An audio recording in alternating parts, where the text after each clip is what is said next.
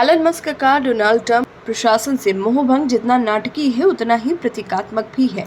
ये केवल दो प्रभावशाली व्यक्तियों के रिश्तों की कहानी नहीं है, बल्कि आधुनिक राजनीति और कॉरपोरेट मानसिकता की टकराहट की भी पड़ताल है। जब एक व्यावसायिक दिमाग सत्ता की प्रणाली में प्रवेश करता है तो वो दक्षता और मुनाफे की कसौटी पर जननीतियों को कसने लगता है। लेकिन लोकतंत्र में नीतियां केवल आर्थिक समीकरण नहीं होती, वो संवेदनशील सामाजिक संदर्भों, ऐतिहासिक जिम्मेदारियों और मानवीय प्राथमिकताओं से बंधी होती हैं। यही टकराव एलन मस्क की विदाई का कारण बना। एलन मस्क को विशेष सरकारी कर्मचारी के रूप में ट्रंप प्रशासन में शामिल करना अपने आप में एक प्रयोग था, एक तरह का प्रयोगशाला मॉडल जहां ये परखा जाना था कि क्या प्रशासनिक प्रक्रियाएं निजी क्षेत्र की कार्यदक्षता से मेल खा सकती हैं।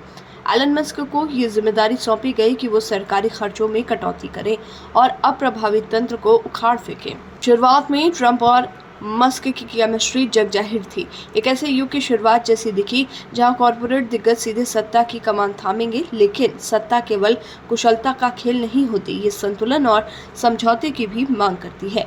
बजट विधेयक पर मतभेद मस्क की नाराजगी का पहला सार्वजनिक संकेत था। ये घटना केवल आर्थिक दृष्टिकोण का विरोध नहीं थी, बल्कि सत्ता में मस्क की सीमाओं को रेखांकित करने की एक कोशिश थी। मस्क ने जिस तरह ट्रंप के बड़े और सुंदर बिल का मखौल उड़ाया, वो उस अंदरूनी खटास को सार्वजनिक घोषणा करने वाला था जो अब तक पर्दे के पीछे थी। उनकी ये टिप्पणी न केवल ट्रंप की शब्दावली पर हमला थी, बल्कि उनकी वित्तीय दूरदृष्टि पर भी सवाल थी। दूसरे मंत्रियों के साथ मस्क के टकराव इस बात का संकेत थे कि सत्ता की संरचना एक व्यक्ति आधारित परियोजना नहीं होती। विदेश मंत्री से लेकर परिवहन विभाग तक मस्क का हर सुझाव कटौती से जुड़ा था, स्टाफ में, सेवाओं में, संरचनाओं में। लेकिन लोकतंत्र में हर विभाग केवल लागत नहीं होता, कुछ विभाग भविष्य के निवेश की तरह होते हैं, जहां तुरंत लाभ नहीं दिखता पर दीर्घकालिक परिणाम अहम होते हैं। यूएस एड को लेकर मस्क की टिप्पणी में साफ दिखती है। उन्होंने उसे एक आपराधिक संगठन कह दिया, जबकि वो अमेरिका की सबसे पुरानी और प्रभावशाली कूटनीतिक संस्थाओं में से एक है। मस्क के द्वारा संघीय कर्मचारियों को बाय आउट ऑफर देना, सप्ताह के काम का हिसाब मांगना और प्रोबेशनरी कर्मचारियों को बाहर निकालने के आदेश प्रशासन को निजी कंपनियों की तरह चलाने की कोशिश थी। ये मानसिकता कॉर्पोरेट वर्ल्ड में कारगर हो सकती है, लेकिन एक विशाल लोकतांत्रिक तंत्र में ये अस्थिरता पैदा करती है।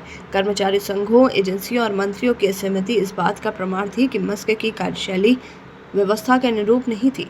ट्रंप द्वारा मस्क की शक्तियों को सीमित करना केवल प्रशासनिक निर्णय नहीं था, बल्कि एक राजनीतिक मजबूरी भी थी।